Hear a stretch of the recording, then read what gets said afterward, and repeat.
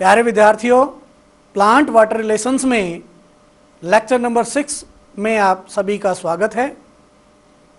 इस लेक्चर में हम डिस्कस करेंगे ब्लीडिंग एंड गटेशन, जो बाकी दो प्रोसेसेस वाटर लॉस के बचे थे, साथ के साथ sugar starch hypothesis of opening and closing of stomata, ये भी हम इसी लेक्चर में डिस्कस करेंगे।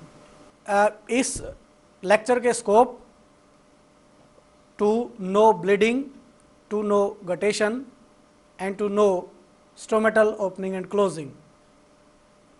प्यारे विद्यार्थियों, लेक्चर के बाद आप समझ पाएंगे ब्लीडिंग क्या है, गटेशन क्या है, और एक थ्योरी यानी sugar starch hypothesis of opening and closing of stomata. सबसे पहले हम लेते हैं गटेशन। गटेशन क्या है? Guttation is the process of exudation of liquid drops from the tip and edges of the leaves.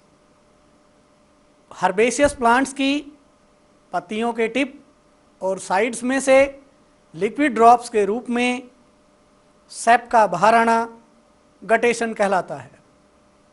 ये जो प्रक्रिया है that occurs through specialised pores called hydathodes present at the tip और margins of the leaves in the plants growing in shady and moist places. ये जो प्रक्रिया है, ये स्पेशलाइज्ड पोर्स जिन्हें हम हाइड्राथोड्स कहते हैं, जो लीफ की टिप और मार्जिन्स पे प्रेजेंट होते हैं, के जरिए होती है या के थ्रू संपन्न होती है। These pores are present over loosely held cells with intercellular spaces at vein endings called epitheme। प्यारे विद्यार्थियों, देखते हैं चित्र में दिखाया गया है हाइड्राथोड। चित्र में आप देख सकते हैं एक तरफ लिखा हुआ है vascular bundles. Vascular bundles means this is the continuation of xylem and phloem। Here in particular we are discussing xylem। xylem जहां खत्म होता है इसको कह सकते हैं वेन एंड। वेन एंड के बाद एक लेबल किया गया है स्ट्रक्चर ईपीथेम, और ईपीथेम के अंदर there are loosely held parenchymatous cells present. और ये जो पैरेन्काइमेटस सेल्स क्योंकि लूजली हेल्ड हैं, so having a lot of spaces in between them, so the sap which is conducting through the xylem is temporarily stored here in the spaces and it is escaped through the pores present either at the tip or in the margins called hydathode। एक और तस्वीर आप देख सकते हैं guttation की, जिसमें picturise किया गया है कि सेप टिप पे किस प्रकार से ड्रॉप्स के रूप में कलेक्ट हो जाता है। So that process is guttation या that is due to guttation. The exudate include water and solutes. Exudate के अंदर दोनों चीज़ें मौजूद होती हैं, वाटर भी होता है और सोल्यूट्स भी होते हैं। द सोल्यूट्स कंटेन, सोल्यूट्स के अंदर मौजूद होते हैं ऑर्गेनिक एसिड्स जैसे एस्पार्टिक एसिड और दूसरे ऑर्गेनिक सबस्टेंस एस्पारजीन। कुछ शुगर्स इसके अंदर मौजूद होते हैं और दूसरे कंपाउंड्स और इनऑर्गेनिक आयंस इस सेप के अंदर मौजूद होते हैं या लिक्विड ड्रॉप के अंदर मौजूद होते हैं। That can be few drops to many ml, यानी जो क्वांटिटी है इस सेप की गटेशन में, ये कुछ ड्रॉप से कुछ ml तक हो सकती है। इट अकर्स नियरली और ड्यूरिंग द नाइट, या तो रात के वक्त के समय, लगभग हम कहें कि सुबह के वक्त या फिर शाम होते वक्त, या ड्यूरिंग द नाइट ये प्रक्रिया होती है, और दिन के समय ये प्रक्रिया सीज कर जाती है और अल्टीमेटली बंद हो जाती है। आगे हम देखें गटेशन की एक और पिक्चर है, बड़ा सुंदर पिक्चराइज किया गया है। The drops are seen at the nodes. Nodes के ऊपर ड्रॉप्स दिखाई दे रही हैं और these drops are dense one containing water as well as the solutes dissolved in it. So it is a kind of sap. Next we are taking differences between transpiration and guttation. Dear students, इनको differentiate कर सकते हैं. हमने last lecture में transpiration को discuss किया था और अभी थोड़ी देर पहले मैंने गटेशन पे एक kind of explanation I have given. So the transpiration सबसे पहले देखें, इट अकर्स थ्रू स्टोमेटा. जो पोर्स हैं stomata on the margins of the leaf और we can say on the lower surface of the leaf, stomata, उनके through transpiration होता है. Guttation occurs through hydathodes. Guttation की जो प्रक्रिया है वो स्पेशलाइज्ड पोर्स हमने देखे हर्बेशियस प्लांट्स की या तो टिप पे या मार्जिन्स पे प्रेजेंट हैं जिन्हें हाइडाथोड कहते हैं, उनके थ्रू होता है. Transpiration, water escapes in the form of vapours. Water जो प्लांट से बाहर आता है वो वेपर्स के रूप में आता है, जबकि गटेशन में water escapes in the form of drops. Water यहाँ ड्रॉप्स के रूप में बाहर आता है. ये हमने 2 या 3 डायग्राम्स जो पीछे लिए थे उनमें देखा था. Transpiration, only water is lost in the process. केवल और केवल वाटर का ही लॉस ट्रांसपिरेशन में होता है, जबकि गटेशन में हम कह सकते हैं बोथ टाइप्स ऑफ सबस्टेंसेस यानी water as well as dissolved minerals are lost in the process. Transpiration में कहें it usually occurs during day time. ये जो प्रक्रिया है ये लगभग दिन के समय संपन्न होती है, या हम कहें दिन के समय ही संपन्न होती है. गटेशन में हम कहें इट यूजुअली अकर्स नियरली और during night. Nearly means early in the morning and at dawn, or during the night means whole night the process can occur. Now we are going to discuss bleeding. The process of exudation of sap from the cut parts of the plant is called bleeding. Dear students, this is the classical definition of bleeding. ये bleeding की classical definition है. SAP का एक्सूड करना, SAP का बाहर निकलना किसी भी प्लांट के कट पार्ट से ब्लीडिंग कहलाता है. Bleeding can be seen in A variety of ways in the plants. अलग अलग प्लांट्स में अलग अलग तरीके से हम ब्लीडिंग को ऑब्जर्व कर सकते हैं, देख सकते हैं, पाते हैं. पहला इसमें मैंने ले रखा है कि when excision is made in the root और stem up to xylem the sap exuded due to root pressure. अगर प्लांट की रूट या स्टेम में हम एक इंसीजन लगाते हैं, कट लगाते हैं अप टू जाइलम, जाइलम तक, हम देखते हैं सेप वहां से बाहर आ जाता है. और ये जो सेप बाहर आता है इसके लिए फोर्स रेस्पॉन्सिबल है रूट प्रेशर. नेक्स्ट हम देखें phloem shape even is exuded from the phloem of some plants like palms and yuccas. palms और yucca जैसे प्लांट के फ्लोएम से भी सेप बाहर निकल सकता है, एक्सूड कर सकता है अगर फ्लोएम का कट या incision up to phloem is made. Next दो प्रक्रियाएं और. Milky latex is exuded from lactiferous glands in Euphorbia. Euphorbia के अंदर जो लैक्टिफेरस ग्लैंड्स प्रेजेंट होती हैं प्लांट में, अगर उनमें कट मार दिया जाए तो मिल्की लेटेक्स उनसे बाहर आ जाता है. और कॉमर्शियली भी जो यूफोर्बिया है या रबर है, नेचुरल रबर है, वो कलेक्ट की जाती है in the form of latex from the rubber plants. Next मैंने दे रखा है example exudation of sap from many fruits like opium from Papaver. Poppy या अफीम के पौधे से अफीम का निकलना, एक्सूडेशन होना उसके फ्रूट से, ये भी एक प्रकार का की ब्लीडिंग है. डियर स्टूडेंट्स, ये पिक्चर में आप देख सकते हैं एक्सूडेशन ऑफ लेटेक्स. एक औरत को दिखाया गया है, उसने एक पॉट नीचे ले रखा है और पॉट से ऊपर उन्होंने इंसीजन लगाया हुआ है. इंसीजन लगाने के लिए उन्होंने एक जो है इंस्ट्रूमेंट भी इस्तेमाल किया हुआ है. जब ये इंसीजन या कट मारती हैं प्लांट के अंदर तो प्लांट से जो लेटेक्स है वो ड्रॉप्स वाइज बाहर निकलता है और that is collected in the port, वो पोर्ट के अंदर कलेक्ट हो जाता है। इसको हम लेटेक्स कहते हैं, जो नेचुरल रबड़ है, जिसकी बाद में जो है प्रोसेसिंग के बाद उसको यूजेबल फॉर्म में ले आया जाता है। इन द नेक्स्ट डायग्राम हम देख सकते हैं exudation of opium.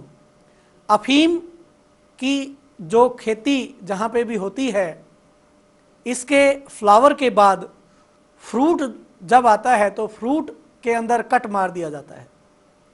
Cut that can be by pricking with the help of some pointed instruments, और कट मार के ओवरनाइट इनको छोड़ दिया जाता है।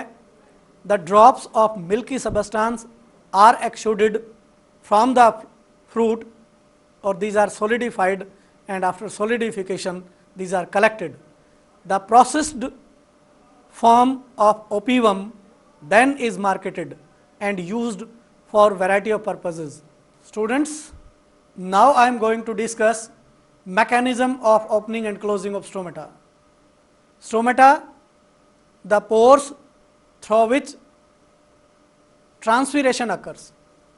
ट्रांसपीरेशन की जो प्रक्रिया हम पहले डिस्कस कर चुके हैं, उसमें से एक टाइप हमने डिस्कस किया था स्टोमेटल ट्रांसपीरेशन। जैसा विदित है कि maximum of the transpiration occurs through the specialised pores called stomata present on the lower surface of the leaf. तो उन स्टोमेटा की ओपनिंग और क्लोजिंग किस प्रकार से सुनिश्चित होती है, ये अभी हमें डिस्कस करना है। स्टोमेटा की ओपनिंग और क्लोजिंग के पीछे बेसिक मैकेनिज्म क्या है, लेट अस डिस्कस।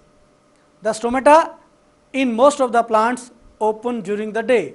ज़्यादातर जो प्लांट्स होते हैं उनमें स्टोमेटा दिन के समय खुलते हैं। कुछ केसेस में स्टोमेटा केवल रात में भी खुलता है और कुछ केसेस में स्टोमेटा दिन के केवल कुछ ही घंटे भी खुलता है। बाकी ज़्यादातर केसेस में stomata opened during the day time. बहुत सारे फैक्टर्स इसके लिए रेस्पॉन्सिबल हैं, इनके ओपनिंग और क्लोजिंग के लिए रेस्पॉन्सिबल हैं। जैसा पहले भी जिक्र हो चुका है, CO2 concentration and pH in the guard cells of the stomata are responsible for their opening and closing. Dear students, यहाँ मैं थोड़ा सा गार्ड सेल्स के बारे में बताना चाहूँगा। These are the cells in between them the stomatal pore is created, जिनके बीच में स्टोमेटल पोर क्रिएट होता है। नाउ किस प्रकार से गार्ड सेल्स उस पोर के क्रिएशन और उसकी वैनिसिंग में रोल प्ले करती हैं, लेट अस टेक।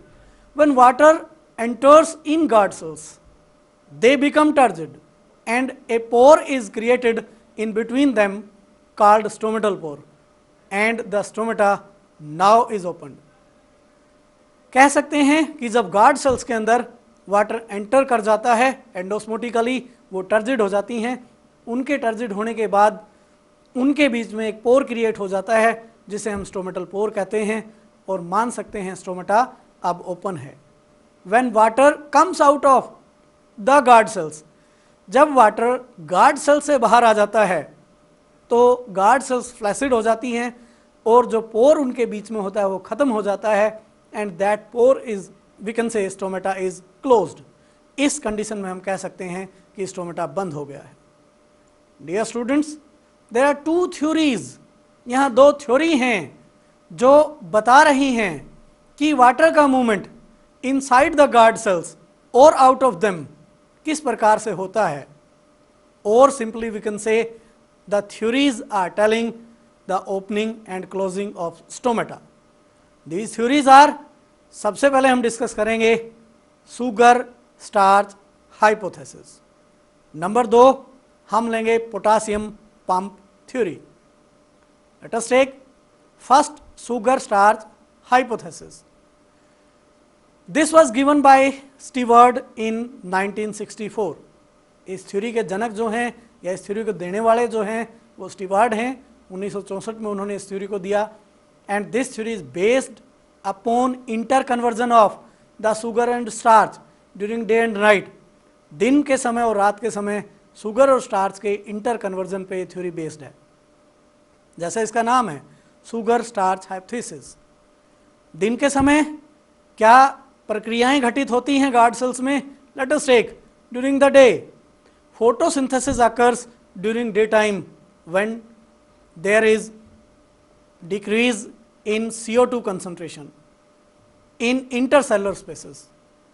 और जब CO2 की कंसंट्रेशन घट जाती है तो H आयंस की कंसंट्रेशन भी गार्ड सेल्स के अंदर घट जाती है. और जब H आयंस की कंसंट्रेशन गार्ड सेल्स में घट जाती है, we know very well that pH is inversely proportional to the H ion concentration. pH जो है गार्ड सेल्स की बढ़ जाती है. Next we can take increased pH activate enzyme phosphorylase.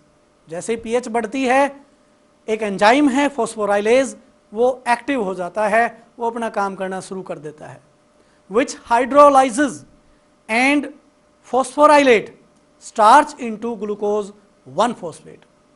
दो प्रक्रियाएं ये करता है, यानी स्टार्च से शुगर को निकालता है, स्टार्च को हाइड्रोलाइज करके शुगर में कन्वर्ट करता है, साथ के साथ शुगर को फॉस्फोराइलेट करता है, यानी उसमें फॉस्फेट को ऐड भी करता है, जिससे स्टार्च से किसी भी एक एंड से ग्लूकोज 1-फॉस्फेट बन जाता है. Starch is a polymer and glucose is the monomer.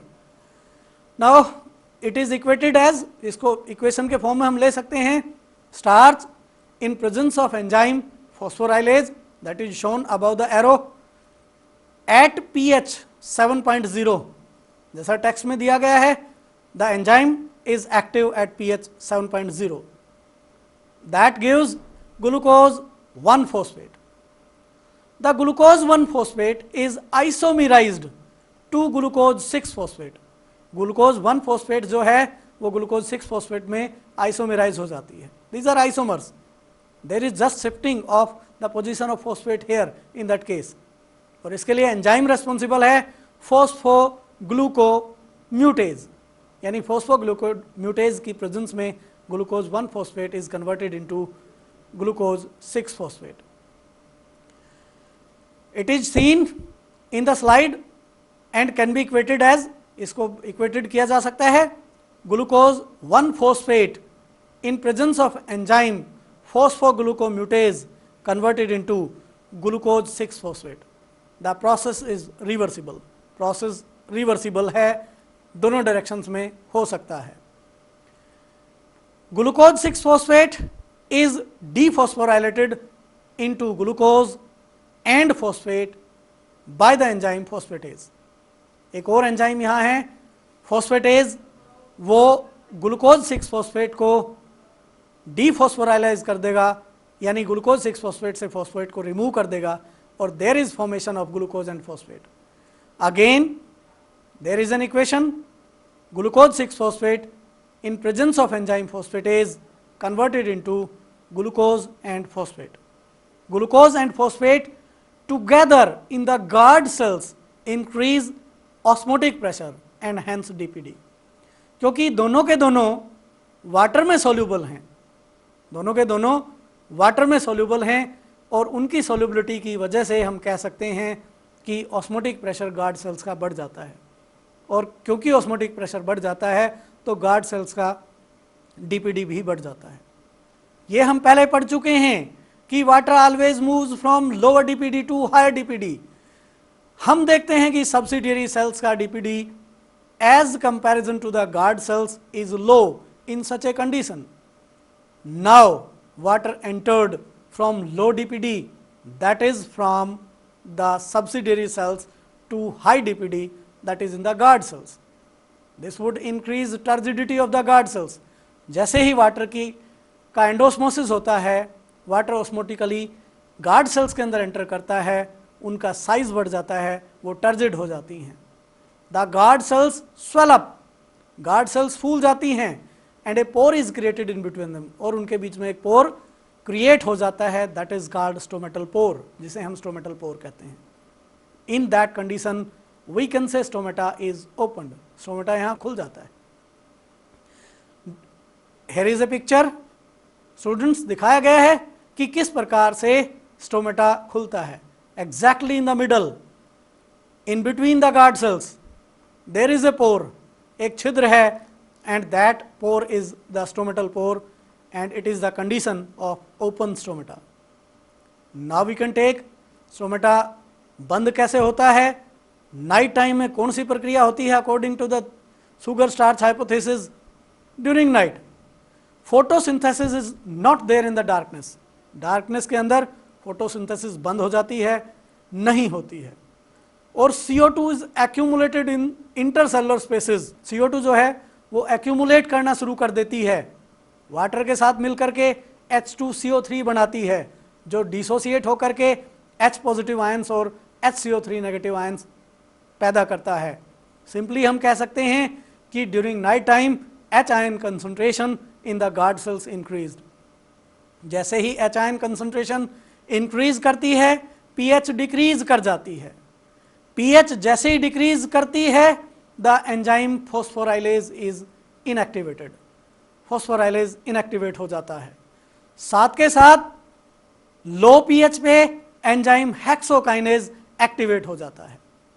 देख सकते हैं the enzyme hexokinase activated in low pH conditions, जो क्या करता है, ग्लूकोज को फॉस्फोराइलेट करता है, उसको ग्लूकोज 1 फॉस्फेट में कन्वर्ट करता है.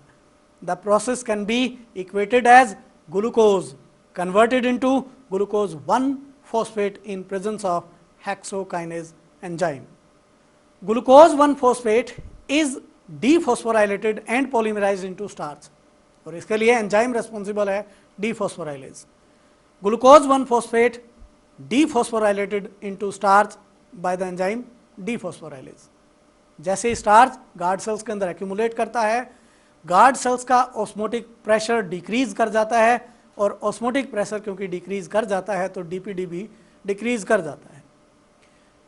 As comparison to the subsidiary cells, if the DPD of guard cells is lower than that of subsidiary cells, then water is exosmotically comes out of them. Exosmosis की प्रक्रिया से water guard cell से subsidiary cells में आ जाता है. Now the guard cells are shrunk, और guard cells जो श्रिंक कर जाती हैं, and a pore between them is no more and the stomata is closed. उनके बीच कोई पोर नहीं बचता है और स्टोमेटा बंद हो जाता है. Clearly visible in the picture dear students. देख सकते हैं पिक्चर में जो गार्ड सेल्स हैं वो श्रिंक कर गई हैं, उनकी श्रिंकेज की वजह से उनके बीच में जो पोर है वो खत्म हो जाता है, नहीं रहता है, और स्टोमेटा क्लोज हो जाता है. It is also shown in the form of graphics. Dear students, you can prepare this kind of graph. इस प्रकार का ग्राफ तैयार किया जा सकता है. On the upper side there are guard cells which are shrinked, there is no pore in between them, उनके बीच में कोई पोर नहीं है. हम देखें स्टार्च उन गार्ड सेल्स के अंदर नाइट टाइम में एक्यूमुलेट किया हुआ होता है, जिसकी वजह से उनका ऑस्मोटिक प्रेशर कम होता है, उनका डीपीडी कम होता है, और क्योंकि डीपीडी कम होता है तो वाटर उनसे बाहर होता है, और वाटर क्योंकि उनसे बाहर होता है as comparison to the subsidiary cells they are somewhat shrinked. This is given on the upper side, flaccid guard cells and closed stomata. Guard cells flaccid हैं और stomata बंद है. Starch during daytime we can see here is phosphorylated to glucose 1 phosphate. इसके लिए enzyme phosphorylase, और ये काम करता है under low CO2 condition and high pH conditions. Glucose 1 phosphate reversibly isomerized to glucose 6 phosphate. इसके लिए एंजाइम रेस्पॉन्सिबल है फॉस्फोग्लूकोम्यूटेज. Glucose 6 phosphate in presence of enzyme phosphatase converted into glucose plus phosphate. As I have told you, glucose and phosphate both when accumulated in the guard cells increase their OP, hence DPD, therefore water enters inside them. जैसे ही water उनके अंदर enter करता है they become turgid. लिखा हुआ है graphics में turgid guard cells, open stomata. और क्योंकि गार्ड सेल्स टर्जिड हो जाती हैं, उनके बीच एक पोर क्रिएट हो जाता है जिसे हम स्टोमेटल पोर कहते हैं, और stomata in such a condition are open. This is during the day, ये दिन के समय की प्रक्रिया है। नाइट में reverse process occurs, but the route is the glucose is phosphorylated by ATP in presence of enzyme hexokinase. यहाँ hexokinase enzyme काम करता है जो एक एटीपी कंज्यूम करके ग्लूकोज को ग्लूकोज 1 फॉस्फेट में कन्वर्ट कर देता है, और glucose 1 phosphate in presence of enzyme dephosphorylase converted into starch, वो स्टार्च में कन्वर्ट हो जाता है। Glucose 6 phosphate even can be converted back into glucose 1 phosphate during night, which again can be polymerized and dephosphorylated to starch. So this is the graphics, dear students, of the whole sugar starch hypothesis. Next, we can discuss drawbacks of the theory. Dear students, the theory is not up to the mark. Theory बिल्कुल up to the mark नहीं है, इसके अंदर कुछ कमियां हैं और वो कमियां इस प्रकार से हैं। Glucose is not observed in the guard cells when stomata are opened. जब स्टोमेटा ओपन है उस वक्त ग्लूकोज गार्ड सेल्स के अंदर नहीं देखा गया है, टेस्ट करके देखें तो, या पाया गया है तो कम मात्रा में पाया गया है। Blue light enhance the rate of opening of stomata, जो ब्लू लाइट है वो स्टोमेटल ओपनिंग को एनहांस करती है, बढ़ाती है। This fact even could not be explained by the theory, इस थ्योरी के द्वारा एक्सप्लेन नहीं की गई हैं। Sugar starch interconversion is a very slow process, बहुत धीरे से ये प्रक्रिया होती है, so that opening and closing of stomata which is a fast process we can say, जो थोड़ी सी तेज प्रक्रिया है as comparison to sugar and starch interconversion. तो again we can say the theory cannot explain the reason of that. Now this is end of the lecture in which we have discussed bleeding, guttation and sugar starch hypothesis of opening and closing of stomata. Dear students, we will discuss the next theory, potassium pump theory, in our next lecture. Thank you.